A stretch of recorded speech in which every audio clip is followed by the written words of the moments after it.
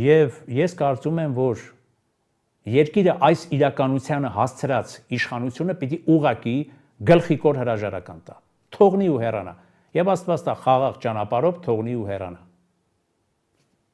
որը այս պահին ես լուրջ չեմ համարում իհարկե իրենց նաեւ տրամաբանության, որովհետեւ իրենք շատ հանգիստ եւ շատ ինքնավստահ պատրաստվում են նոր Սիրելի բարեկամներ 2026 թվականի խորհրդարանական ընտրություններին վստահ լինելով, որ այդ խորհրդարանական ընտրություններում նրանք համոզիչ ջախջախիչ հաղթանակ են տանում, վստահ լինելով, որ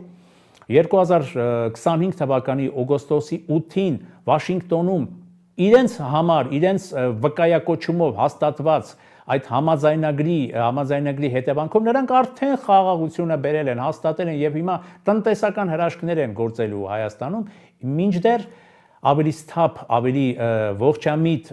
քաղաքական շրջանակներ, ոչ թե ավելի իրական ողջամիտ, ես նրանց ողջամիտ չեմ համարում, այս դեպքում մանավանդ այս փաստաթղթի հրապարակումից հետո,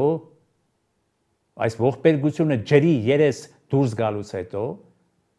իրականում ողջամիտ շրջանակներն ասում են, որ ոչ մի ամերիկյան երաշխիք էլ չկա, ոչ մի Թրամփի WhatsApp էլ իրականում չկա, որովհետև իրավական դաշտում Թրամփը, ամերիկյան կողմը, ոչ Եվրամիությունը չեն տվել Հայաստանին որևէ անվտանգային երաշխիք այդ միջանցքը տրամադրելու դիմաց։ Ընդհակառակը դա օտարվելու է մեզանից եւ դա ըստ էության թուրք-ադրբեջանական հերթական պարտադրանքն է լինելու եւ որին չեն ներգրավելու տարածաշրջանային այլ խաղացողներ, որը կարող էր